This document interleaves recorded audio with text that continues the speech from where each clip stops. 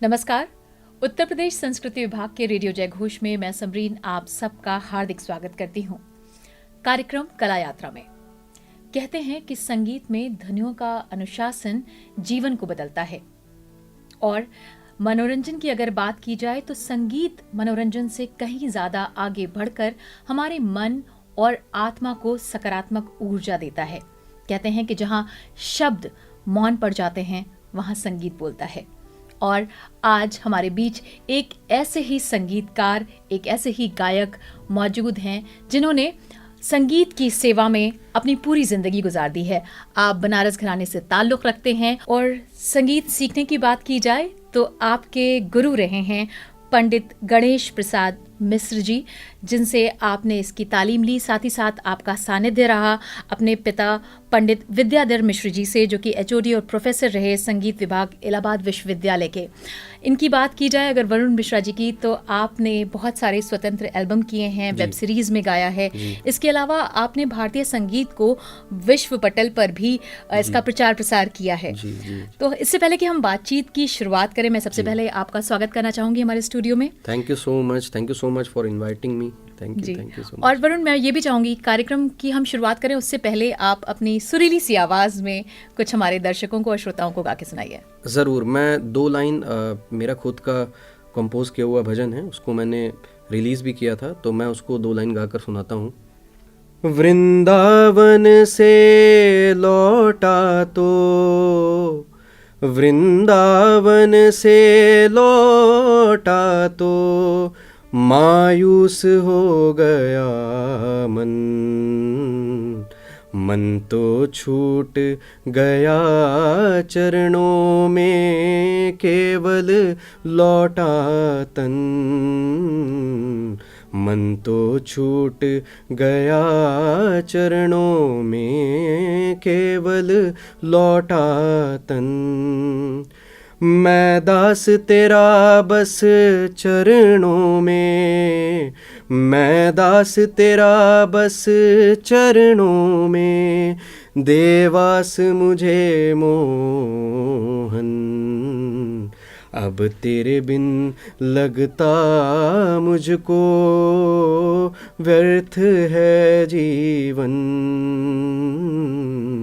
अब तेरे बिन लगता मुझको व्यर्थ है जीवन। वाह, बहुत ही सुंदर प्रस्तुति। Thank you so much. Varun, सबसे पहला सवाल, चूंकि आप बनारस घराने से हैं, आपके परिवार में ही संगीत था, जी। ऐसे में आपका खुद इंटरेस्ट डेवलप हुआ संगीत के टुवर्ड्स, या बचपन से ही शिक्षा शुरू हो गई थी आपकी? एक्चुअली क्या था कि चूँकि हमारा पूरा एक घराना है, बनारस घराना है, तो ऐसा कहिए कि जैसे कि लोग बोलते हैं कि संगीत बचपन से ही कान में पड़े, वो हमारे यहाँ बोला जाता है कि जब आप माँ के पेट में ही रहते हैं तभी संगीत कान में पड़ने लग जाता है, उस तरीके का है। तो माहौल बचपन से मिला। और दूसरी एक जो बहुत अच्छी चीज़ थी वो ये थी कि हमारे माता पिता, गुरु, दादाजी, सभी का कोई ऐसा वो नहीं था कि वो संगीत हमारे ऊपर थोपना चाहते थे। वो चाहते थे कि हम अपने से इंटरेस्ट डेवलप करें और उसके बाद अगर हमारी मर्जी हो तब हम उसको एज अ प्रोफेशन आगे ले जाएं। नहीं तो ऐसा कुछ वो नहीं था कि उन्होंने हमें कहा कि नहीं आप पढ़ाई मत करो, आप संगीत ही करो, तो ऐसा कुछ नहीं था। लेकिन क्या हुआ कि चूंकि माहौल मिला और हम सीखने लगे बचपन से, तो ये भी एक ब्लेसिंग थी कि इतने बड़े घर में, इतने बड़े घराने में जन्म लिया हमने, और ऐसे ऐसे गुरु मिले, पिता मिले, ऐसे ऐसे दादाजी मिले, और घर में एक माहौल मिला। तो उसके कारण क्या हुआ कि वो अपने आप इंटरेस्ट बनने लग गया। और फिर हमारा घराना है तो उसमें बहुत बड़े बड़े कलाकार हैं, उनको सुनने का, उनको सामने से उनका सानिध्य मिलने का भी अवसर बहुत मिला हमें। तो इसलिए क्या हुआ कि वो बचपन से माहौल मिलता चला गया, हमारा इंटरेस्ट बनता चला गया, और फिर हमें ये लगा कि नहीं, ये हमारी एक जिम्मेदारी है, ये एक लेगेसी है जो कि हमें उसको लेकर आगे जाना है और रिस्पॉन्सिबिलिटी है। तो उसको बस हम लोग ने ये सोचा कि नहीं, परस्यू करना है, और हम उसको करने लग गए। वरुण, संगीत में कई विधाएं हैं, जैसे ख्याल है, ठुमरी है, दादरी है, टप्पा है। आपके दिल के करीब कौन सा है? देखिए क्या है कि बनारस घराना जो है ना, ये बड़ा एक डाइवर्स घराना है, बड़ा इसमें वैरायटी है। और ये बोला हमारे यहाँ बोला जाता है कि इसमें चारों पट की गायकी है बनारस घराने में। तो हम लोग को बचपन से हर चीज़ की शिक्षा हुई। बनारस घराने में प्रबंध गायन से लेकर ध्रुपद, धमार गाया जाता था और अभी भी गाया जाता है। और ख्याल है, तराना है, ठुमरी है, टप्पा है। उसके अलावा हमारे जो फोक है, जैसे चैती हो गया, कजरी हो गया, झूला हो गया, बारामासा हो गया। तो मतलब इतनी सारी चीज़ें। फिर उसके उसके बाद और भी टप तराना, टप ख्याल, मतलब वो और भी चीज़ें उसमें आती जाती हैं। तो मेरा कहने का ये मतलब है कि हमें हर चीज़ की शिक्षा हुई और हर चीज़ को गाने का, सीखने का अवसर मिला। तो ऐसा कहना कि कौन सा हमारे दिल के करीब है कौन नहीं, ये तो थोड़ा ज़्यादती होगी, पर मुझे लगता है कि ख्याल को जो मेन हमारा जो क्लासिकल का जो मेन पक्ष है वो हमारा ख्याल है, बड़ा ख्याल, छोटा ख्याल, तराना, टप्पा, तो इन पर बहुत ज़्यादा फोकस रहा। लेकिन उसके अलावा ठुमरी दादरा, क्योंकि बनारस घराना स्पेशली बहुत फेमस है ठुमरी दादरा के लिए भी, ख्याल के साथ साथ, तो ठुमरी दादरा भी बहुत अलग अलग रागों में सीखने को मिला, और कैसे उसको किस एक्सप्रेशन के साथ गाना है, क्या रस उसमें डालना है, कैसे एक एक चीज़ को कैसे बरतना है, वो सीखने को मिला। तो वो बड़ा सौभाग्य रहा, और मैं कहूँगा कि हर चीज़ सीखी, हर चीज़ को गाते हैं। आपने जिक्र किया ख्याल का, तो हमें सुनने को मिलेगा कुछ ख्याल से? ज़रूर। बड़ा ख्याल गाना तो थोड़ा मुश्किल है, पर मैं छोटे ख्याल में कुछ सुनाता हूँ आपको। तो मैं एक राग यमन में छोटा ख्याल है, उसको थोड़ा सा गुनगुना देता हूँ, और उसको कैसे गाना है, हालांकि वो बहुत कम टाइम में उसको बता पाना मुश्किल है क्योंकि राग तो बहुत बड़ा होता है, लेकिन जस्ट एक बड़ी अच्छी बंदिश है जी। भवनान भावे रैन बिन श्याम, भवनान भावे रैन बिन श्याम, जब से गए सो हे नहीं धाम, जब से गए सो हे नहीं धाम, भवनान भावे रैन बिन श्याम, सुध बुध बिसारी भाई है बावरी, सुध बुध बिसारी भाई है बावरी, बिरहा सतावे चैन न आवे, बिरहा सतावे चैन न आवे, भवनान भावे रैन बिन श्याम, पम गरे ग गरे ग म पम गरे गरे पम पम गरे गरे द पद म प ग म ध नि म नि द प म द प म गरे ग म ध नि सा नि ध नि रे ग रे सा नि रे सा नि ध नि सा नि द प म गरे सा भव नान भावे। वाह, बहुत ही सुंदर। जो कहते हैं नहीं Thank कि you. संगीत आपके मन को छूता है, जी जी, तो इस वक्त मैंने कुछ वैसा ही महसूस किया। Varun, thank you so much. Varun, एक सवाल ये भी आता है कि जब आपने शुरुआत की है, आपने बाहर भी बहुत सारे परफॉर्मेंस दिए हैं, विदेशों में भी, जब आपका पहला परफॉर्मेंस स्टेज का रहा, मंच का रहा, जब आपको हजारों लोग देख रहे थे, उसके बारे में हमें बताइए, कैसा एक्सपीरियंस था? पहला परफॉर्मेंस ऑब्वियसली बहुत स्पेशल होता है, क्योंकि वो एक पहला स्टेप होता है आपका, जो एक्सपोजर मिलना होता है, जो एक फेम मिलना होता है, तो उसकी तरफ एक पहला स्टेप होता है। तो मैं कहूँगा कि मेरा पहला परफॉर्मेंस जो था वो ऑब्वियसली, क्योंकि आप धीरे धीरे कॉन्फिडेंस गेन करते हो, परफॉर्मेंस बाय परफॉर्मेंस आप जब आगे गाते हो, तो पहला परफॉर्मेंस मेरा अच्छा था। और मैं, जैसा कि मैंने, आप लोगों को शायद पता होगा, क्योंकि मैं अपने बड़े भाई के साथ डुएट भी परफॉर्म करता हूँ, तो पहला परफॉर्मेंस हम लोग ने साथ में ही किया था। अच्छा। तो हाँ, हालांकि एकदम पहला परफॉर्मेंस मैंने सोलो किया था, वहाँ पर कुछ भजन गाने थे, तो मेरे पिताजी का उसमें सानिध्य था, वो हारमोनियम बजा रहे थे, तो वो जब साथ में थे तो मुझे लगा कि एक शक्ति भी आ रही थी, तो थोड़ा सा मैं नर्वस था क्योंकि पहली परफॉर्मेंस थी। लेकिन फिर धीरे धीरे फिर दूसरा परफॉर्मेंस मेरा और मेरे भाई का डुएट था, तो वहाँ से क्या हुआ कि एक क्योंकि वो भी बहुत अच्छा गाते हैं, तो उनके साथ बैठकर गाना और समझना चीज़ों को, और तो वो क्या हुआ कि फिर धीरे धीरे जब एक्सपोजर मिलता चला गया तो वो कॉन्फिडेंस आता गया। तो ऑब्वियसली वो मुझे तो लगता है कि हर परफॉर्मेंस आपकी एक चुनौती है, और पर उसके साथ एक अपॉर्चुनिटी भी है, एक रिस्पॉन्सिबिलिटी भी है, तो अब उसी को धीरे धीरे परस्यू करते जाते हैं। लेकिन हाँ, मेरा ये हमेशा से एक कोशिश रही है कि मैं जो भी परफॉर्मेंस करता हूँ उसको पूरा सुनता हूँ जब मेरी परफॉर्मेंस हो जाती है, और मैं कोशिश करता हूँ कि उसमें जो भी चीज़ें रह गई, क्योंकि आप जितना जो सोचते हो वो कभी आप फुली सेटिस्फाइड होते नहीं हो, तो मैं हमेशा उसको सुनता हूँ और कोशिश करता हूँ कि अगले परफॉर्मेंस में उससे बेहतर कर सकूँ। वरुण, प्रतिष्ठित शख्सियतों के साथ भी आपने मंच साझा किया है, इसके बारे में कोई आप हमारे साथ यादगार शेयर करिए। बिल्कुल, मतलब बहुत सारे प्रतिष्ठित कलाकारों के साथ प्रोग्राम मैंने साथ में तो नहीं किया, पर जैसे हम सेम फेस्टिवल्स में गा रहे होते हैं, जैसे मेरा भी प्रोग्राम है, पर उसके साथ साथ पंडित विश्वमोहन भट्ट जी का भी प्रोग्राम है, पंडित संजू सहाय जी का भी प्रोग्राम है, उस्ताद शाहिद परवेज जी का भी प्रोग्राम है, रोनू मजुमदार जी का भी प्रोग्राम है। तो इस तरीके से बहुत बड़े बड़े नाम हैं जिनके साथ, पंडित राजन साजन मिश्रा जी, पंडित छन्नूलाल मिश्रा जी, गिरजा देवी जी, मतलब जितने भी लोग हैं, बहुत बड़ा सौभाग्य रहा है कि इनका सानिध्य भी प्राप्त हुआ, इनका आशीर्वाद भी मिला। लेकिन साथ साथ ऐसे फेस्टिवल्स में भी गाने का मौका मिला जहां हमारे पहले या हमारे बाद इनका कार्यक्रम है, तो उससे क्या हुआ कि एक जो बल मिलता है, एक जो शक्ति मिलती है, क्योंकि आप ऐसे लोगों के बीच गा रहे हो जो ऑलरेडी इतने एस्टैब्लिश्ड हैं और जिन्होंने एक कह लीजिए कि एक जैसे होता है कि गायकी में या जो भी वो इंस्ट्रूमेंट में अपना एक झंडा उन्होंने लहराया है और भारत को उन्होंने रिप्रेजेंट किया है ऑल ओवर द वर्ल्ड, तो उनके साथ उनका जो सानिध्य मिला और उस कार्यक्रम में गाने का जो सौभाग्य प्राप्त हुआ उससे बहुत शक्ति मिली और वो बहुत बड़ा तजुर्बा भी रहता है क्योंकि वो आपको सुन भी रहे होते हैं। अभी हमारे पिछले कार्यक्रम में ही मेरठ में हमारा कार्यक्रम था, तो उसमें हमारे नाना जी पंडित साजन मिश्रा जी का भी कार्यक्रम था, तो हम लोग जब गा रहे थे तो वो साइड से सुन रहे थे पूरा। अच्छा। तो वो एक जिम्मेदारी भी आ जाती है और एक डर भी रहता है कि वो सुन रहे हैं तो नहीं हमें उस तरीके से गाना है, तो कॉन्शियस भी हो जाते हैं। लेकिन अब चूंकि जैसे कि मैंने बताया कि स्टेज करते करते करते करते वो जो एक्सपीरियंस हो गया, वो जो तजुर्बा हो गया, तो जब स्टार्टिंग में पहला स्टेज दूसरा स्टेज था तो थोड़ा सा नर्वसनेस रहती थी कि अरे स्टेज पर बैठे हैं। अब जब स्टेज पर बैठते हैं तो ऐसा लगता है कि अब स्टेज पर बैठे हैं तो ये हमारी जिम्मेदारी है, अब हमें खूब जम के गाना है, खूब अच्छे से गाना है, और वो एक मतलब बल मिलता है, तो वो हमेशा रहता है हमारे साथ। तो बड़े लोगों का सानिध्य और उनका जो आशीर्वाद है वो हमेशा लेते रहते हैं और बस यही कोशिश रहेगी कि पूरे ज़िंदगी उन्हीं का आशीर्वाद मिलता रहे। जी वरुण, चूँकि सोशल मीडिया का दौर है इसलिए बहुत सारे एक्सपेरिमेंट्स हो रहे हैं। फॉर एग्जांपल जो हमारा संगीत है उसके साथ भी वेस्टर्न म्यूज़िक का बहुत उसको मर्जर है और जिसकी वजह से क्या फ्यूजन क्रिएट हो रहे हैं, जो इसको आप कैसे देखते हैं और क्या आप भी वेस्टर्न वाद्य यंत्रों का इस्तेमाल करते हैं?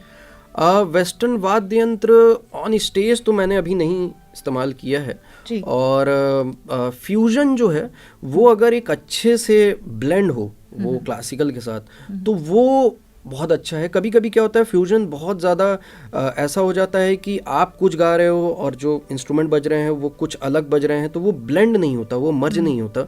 तो मुझे लगता है कि उस तरीके का फ्यूजन तो उतना ठीक नहीं है। लेकिन अगर आप कोई भी पश्चिमी इंस्ट्रूमेंट जैसे वेस्टर्न इंस्ट्रूमेंट्स का आप उसमें प्रयोग करते हो, लेकिन वो अच्छे से ब्लेंड हो जा रहा है आपके क्लासिकल म्यूजिक के साथ, आपके राग के साथ, आप जो भी गा रहे होते हो, आप ठुमरी गा रहे हो, जो भी गा रहे हो, बंदिश गा रहे हो, उसके साथ अगर वो ब्लेंड हो रहा है अच्छे से, तो मैं उसके फेवर में रहता हूँ और मैं कोशिश भी करता हूँ कि इस तरीके का कुछ रिकॉर्ड करूँ या इस तरीके का कभी एक्सपेरिमेंट करूँ ऑन स्टेज। तो मैं एकदम इसके फेवर में हूँ और कभी ऑन स्टेज करने का मौका मिला तो ज़रूर करेंगे।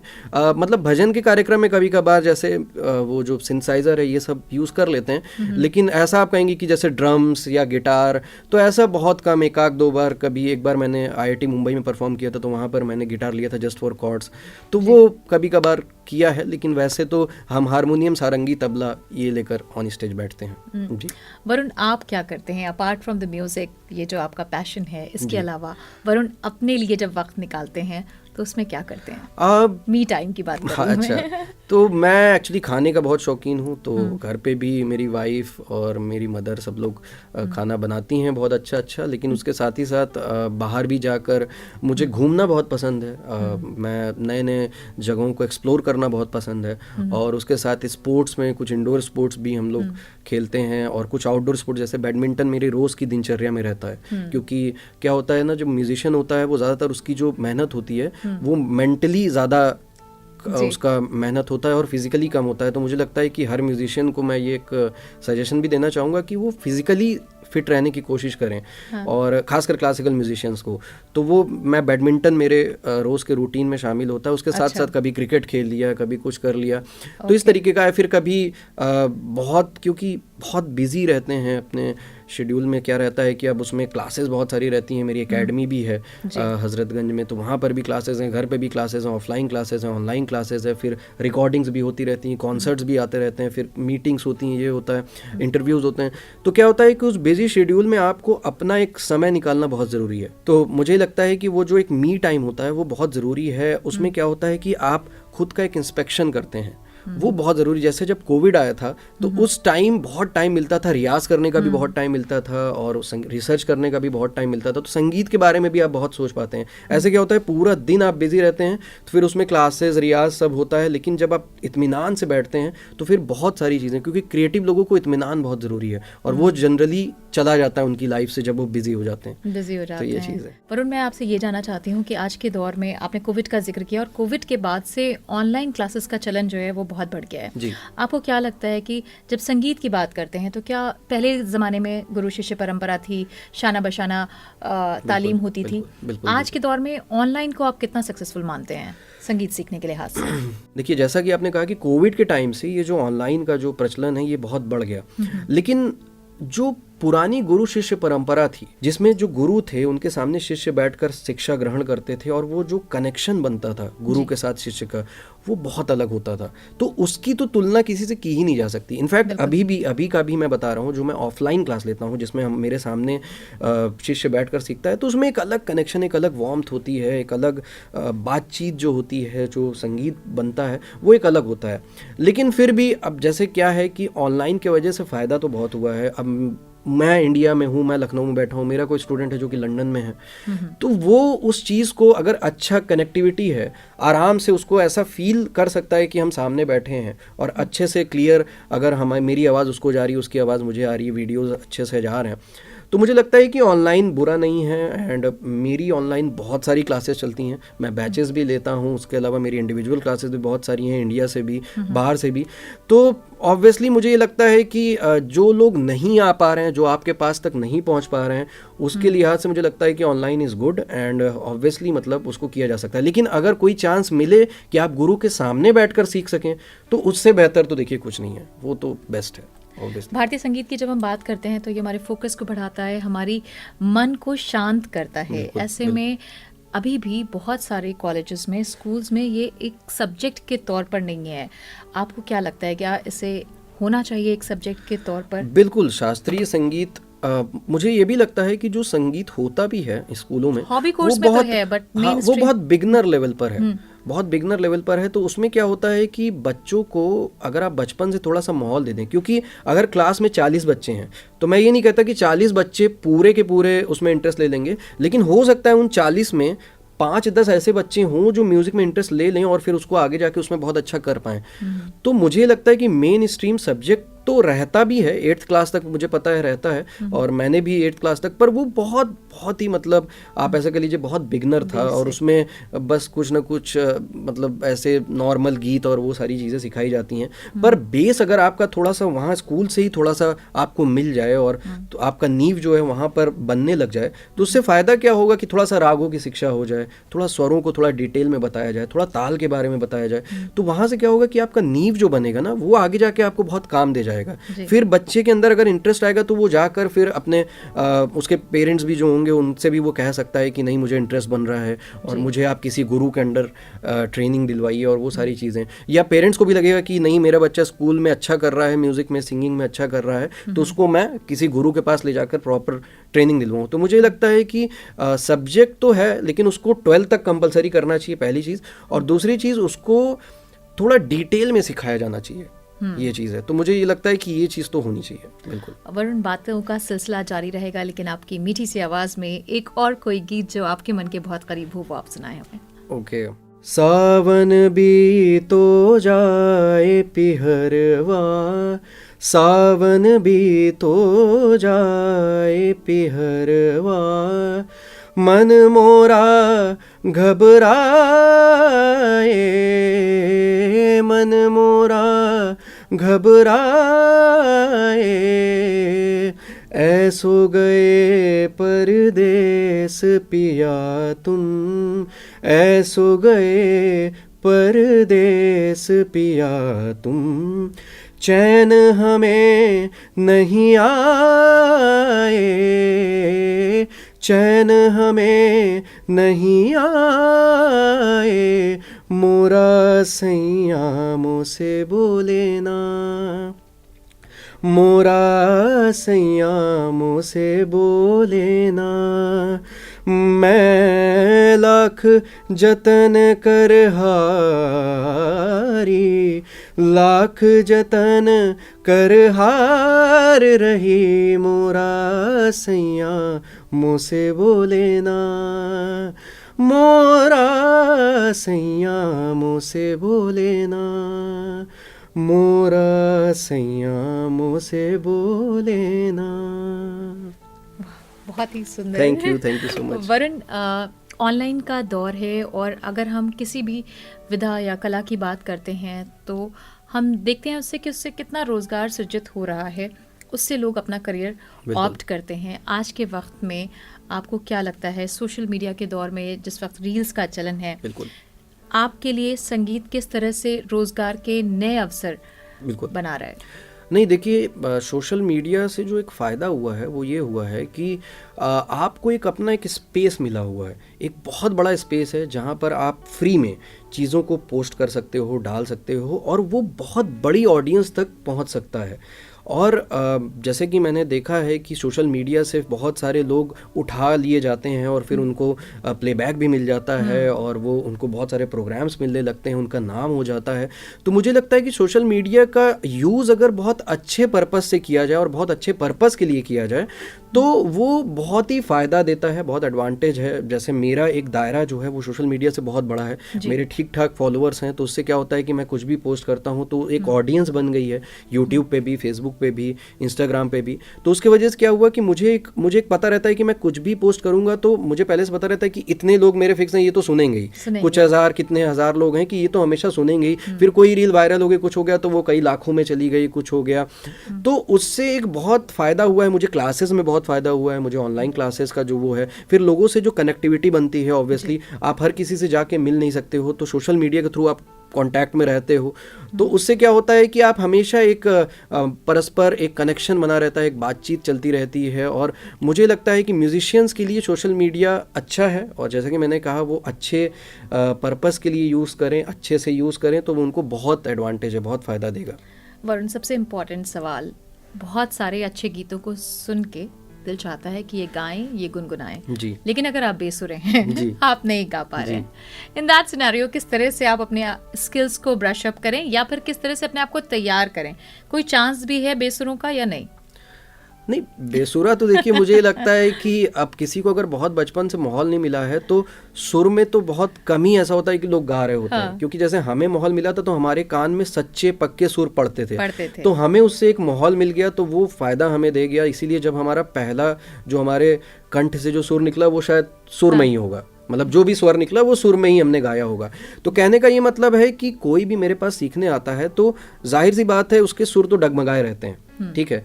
तो मुझे ये लगता है कि अगर आप सच में अगर म्यूज़िक में कुछ करना चाहते हैं तो इससे मतलब बहुत ज़्यादा फ़र्क नहीं पड़ता कि आप बेसुरे हो या आप अभी सही से नहीं गा पा रहे हो। एक तो संगीत का कोई समय नहीं होता। मुझसे ऐसे लोग भी सीखते हैं जो जिनकी एज 75 है, 78 है, 60 है, 65 है और बहुत छोटे 5 साल के बच्चे भी सीख रहे हैं। तो कहने का मेरा ये मतलब है कि तो आप किसी भी समय ये प्लान कर सकते हो, ये डिसाइड कर सकते हो कि मुझे म्यूज़िक सीखना है।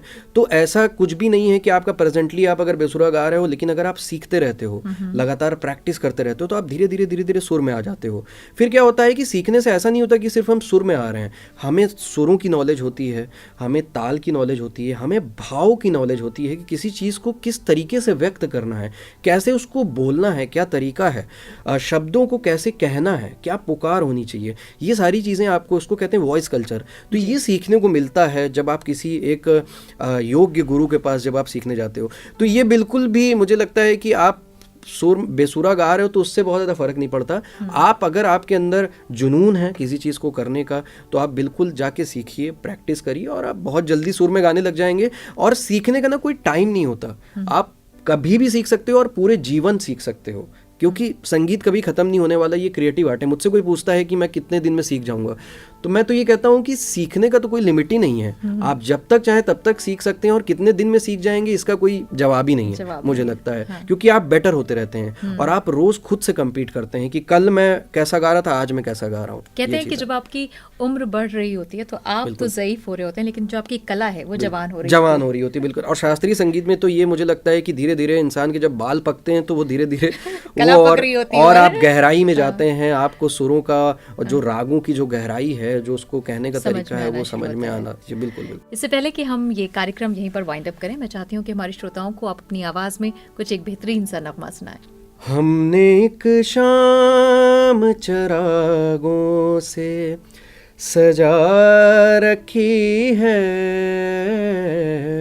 हमने एक शाम चरागों से सजा रखी है, शर्त लोगों ने हवाओं से लगा रखी है, शर्त लोगों ने हवाओं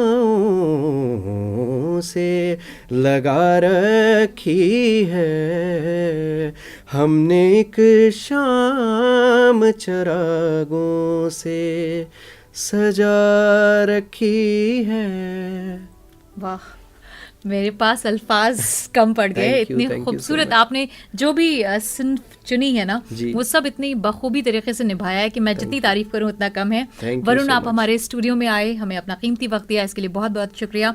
जाने से पहले हमारे जो श्रोता आपको सुन रहे हैं और दर्शक जो देख रहे हैं, उनको आप क्या मैसेज देना चाहेंगे? मुझे लगता है कि जैसा कि मैंने संगीत किया और मुझे बचपन से ही माहौल मिला और बहुत अच्छे गुरु मिले घर में, तो मेरा ये मानना है कि हर कोई व्यक्ति, हर कोई इंसान, हर किसी को संगीत जो है ना वो बचपन से ही थोड़ा थोड़ा सीखना चाहिए। और बचपन से मौका नहीं मिला तो बाद में ही कभी, लेकिन सीखना ज़रूर चाहिए। उससे सिर्फ ये नहीं होता कि आप संगीत में आगे बढ़ते हैं, लेकिन संगीत से आपका एक जो ओवरऑल पर्सनैलिटी डेवलपमेंट होता है वो बहुत ज़बरदस्त होता है। आप एक पोलाइट इंसान बनते हो, आप एक काइंड हार्टेड इंसान बनते हो और एक गिविंग इंसान बनते हो। तो उसमें क्या होता है कि बहुत सारी चीज़ें आपको संगीत के साथ मिल जाती हैं। तो आप चाहे गायन करिए, चाहे वाद्य यंत्र आपको ठीक लगे तो वाद्य यंत्र करिए, चाहे डांस सीखिए, कुछ भी सीखिए, लेकिन आप बचपन से या जब भी आपको मौका मिले आप उसको एक्सप्लोर करिए, सीखिए। और आपको कभी भी आपका वो हॉबी हो सकता है, आपका पैशन हो सकता है, या आप उसको प्रोफेशन बनाइए, जैसे भी करिए। लेकिन मेरा ये कहने का मतलब है किसी न किसी कला से जुड़ने की कोशिश करिए और उसको आगे बढ़ाइए, उसको किसी भी तरीके से अपने अंदर आत्मसात करिए। बिल्कुल, बहुत खूबसूरत बात कही वरुण ने कि जब आप कला से जुड़ते हैं तो आपका जो स्ट्रेस लेवल है वो कम होता है, ये आपको फोकस करती है, ये आपको रिजुवनेट करती है, ये आपकी जो कलात्मकता है उसको लोगों तक पहुंचाती है। तो ये एक जरिया है अपने भावों को दूसरों पर प्रकट करने का। इसी के साथ हमें इस कार्यक्रम से दीजिए इजाजत। अगले अंक में किसी नई शख्सियत के साथ हम फिर होंगे आपके साथ। आप देखते और सुनते रहिए 107.8 FM रेडियो जय घोष। धन्यवाद। Thank you. जय घोष।